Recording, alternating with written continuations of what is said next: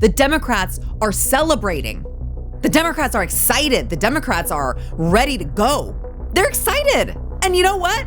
They should be. They run this town now.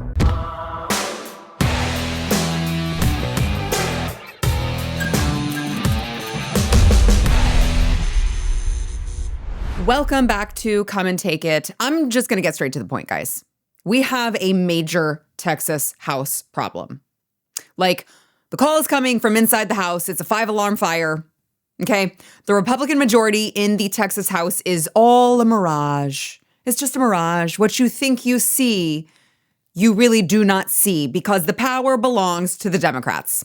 Let me explain how, for those of you who have not been keeping up with this. Now, the Texas House, we already covered the speaker race and how that was stolen by a RINO. That wasn't very good. Well, now the Texas House voted on a rules package last week. So obviously this sets the stage for how the legislative body is going to operate and how it's all set up. That's what this rules package does. It's like the first thing that they have to do is all agree how they're going to operate so that they can have a productive session. So during this particular hearing, or vote, I should say, basically, leadership used the nuclear option and jammed it down the throats of every single actual conservative in that building. And all of you as well, actually, because you voted for conservative representation. They said, screw you. That's downright cruel. That's what this did. No amendments even entertained. This is tyranny in Texas right now. Okay, here's what happened. The rules package was withheld from the members. They could not even read it until 4 a.m. the day of the vote. So 4 a.m, these slimy little rats dropped this 250-page document to all of the House members, knowing, of course, that no one would have time to read it all. But that didn't matter to Speaker of the House, Dustin Burrows. I almost said Dave Phelan. Well, one and the same. What's the damn difference? All the world is but a stage to these people, okay? Oh, here's the document, 250 pages. Go ahead and read it. We're voting on it in a few hours, by the way. They know that's not possible. All the world is but a stage. He has had this coup. You got to hand it to him. He's very cunning. These RINOs are very cunning. He has had this coup mapped out from the get-go. Because when you have a RINO speaker elected by Democrats rather than a majority of Republicans, you know that there was some backroom deal being cut, right? Like, the Democrats are not just going to go along with the conservative agenda just to play nice. The Democrats don't play nice. That's not what they do. They play to win. So what was the deal that was cut? Everyone wanted to know. Everyone wanted to know, why would this man be elected by Democrats? He's a Republican. Why did they turn over so easily? Well, Dustin Burrows and the rest of these turncoats who sold Republican voters out to the Democrats, they knew that there was a clear mandate to at least do one thing in particular that they were not getting away from, which is banning Democrat chairs. Texas was tired. Texas voters were tired of the Republicans handing over these very powerful committee chairmanships to the minority party. By the way, trust me, if these guys could have just gone on as is, they would have. But they knew the optics of doing that because of the mandate that we sent them. So they were like, how do we make this work? How do we get the Democrats to go along? Especially when, I'm sure if you live in one of these people's districts, you've already seen the PR campaign. They coordinated this whole PR campaign. It's ready to go. As soon as they voted for this package, as soon as they jammed it all down everyone's throats, they all sent out pictures of themselves. And they were like, I voted to ban Democrat chairs. I'm a real Republican. Trust me, bro. So they all sent this at the exact same time. You may have gotten a text from your representative, by the way. If you got a text right after the vote from one of your representatives that said, I just voted to ban Democrat chairs. I'm so proud of myself. Here, watch me give myself a pat on the back. If you got a text message like that, your rep has to go.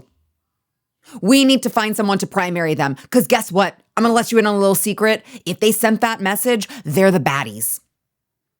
You're about to find out why, okay? How did they get the Democrats to go along with this plan to ban Democrat chairs?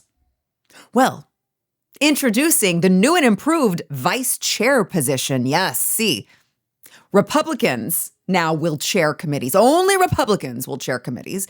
And every vice chair position is required to be a Democrat. Now, that Democrat vice chair, or I don't know, I'm just going to go ahead and call them co-chair, because that's what it is. This Democrat co-chair gets to designate which issues get to be heard, which witnesses get to be invited to testify at public hearings, essentially allowing Democrat priorities to be heard first. They're allowing Democrat legislation, Democrat bills to be prioritized. That's what that vice chair position gives them the ability to do. We all got played, Dad. So if you look at the actual language of this, additional duties of the chair, it says the chair of each committee shall schedule the work of the committee and determine the order of considerations of measures and matters referred to the committee in direct consultation with the vice chair. It also says the chair shall arrange to ensure that witnesses designated by the vice chair are invited to testify at a public hearing, and measures or matters designated by the vice chair are promptly scheduled for a public hearing under this rule. Who is the vice chair? The Democrat. The Democrat controls whether or not these hearings are promptly scheduled. What do you think that they are going to prioritize here? Now, this issue was pointed out by my state representative, Mitch Little, also one of the greatest attorneys out there, who he's reading this language. He's an attorney, and he says, one of my major concerns with the rules is the express obligation, i.e. shall, you see that language contains the word shall, i.e. shall, on the part of a Republican chairman to ensure that a Democrat vice chair can promptly schedule any matter he or she pleases. This device has consequences, the most obvious of which is the ability to clog up the committee calendars with lefty bills, grandstanding witnesses, and high theater. In the caucus, we were informed that this was not the author's intent behind the rule and that no chair would be under any such obligation. I tried to offer an amendment to reflect that intent, as the author invited and encouraged me to do. No amendments were allowed to be offered. As any good lawyer knows, your intent becomes irrelevant the moment you express an idea unambiguously in writing. So either the Republican leadership was completely out-lawyered by the Democrats under the rules, or they do not intend to live up to this written expression. Either way, the same people lose the Republican voters. Do you think that it was unintentional? You think it was just a little, oh, that's not what we meant. We're going to keep the language, though. No arguments, no discussion, no amendments. We're going to keep the language, though. Moving on. Oh, but we promise we didn't mean it like that. Yeah, I don't think that that's a coincidence. I don't think it's a coincidence that no amendments were allowed to be offered. I agree. King Burrows shut down all debate. King Burrows will not have debate in this body. King Burrows says this is going to be jammed down your throats. We're pulling the nuclear option now, guys. We're forcing the vote. What is the innocent explanation of all of this? There isn't one. Especially when you consider who authored the bill, okay? Last session, Dade Phelan had a very, very controversial parliamentarian to answer questions and advise him. It was a former Obama staffer named Hugh Brady, all right? A former Obama lawyer, Hugh Brady, a Democrat, was Dade Phelan's parliamentarian last session. And when you look at this new rules package, you look at the bottom of each of the, 250 or so estimated, 250 or so pages, look whose initials show up at the bottom of every page of these new House rules.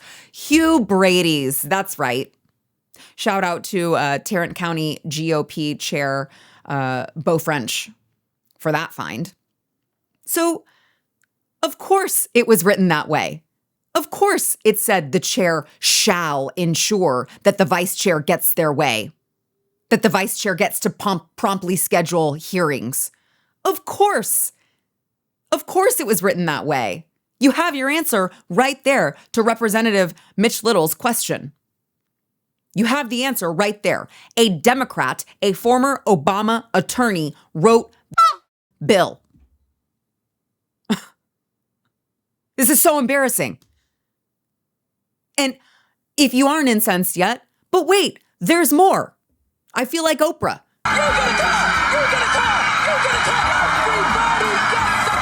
You get a betrayal, and you get a betrayal, and you get a betrayal. Don't worry, there's enough betrayals to go around for everyone, because not only, here's another tidbit, not only do these new rules create new permanent, they're calling them permanent standing subcommittees, which do allow Democrat chairs. These Democrat chairs, co-chairs, vice chairs. These Democrat vice chairs, they all get a bonus now. Hey there, folks. Chris Salcedo here from the Salcedo Storm podcast. As your friendly, liberty-loving Latino, I bring you a mix of engaging discussions to help us fight for our families, our state, and our conservative values. Tune in weekdays wherever you listen to podcasts.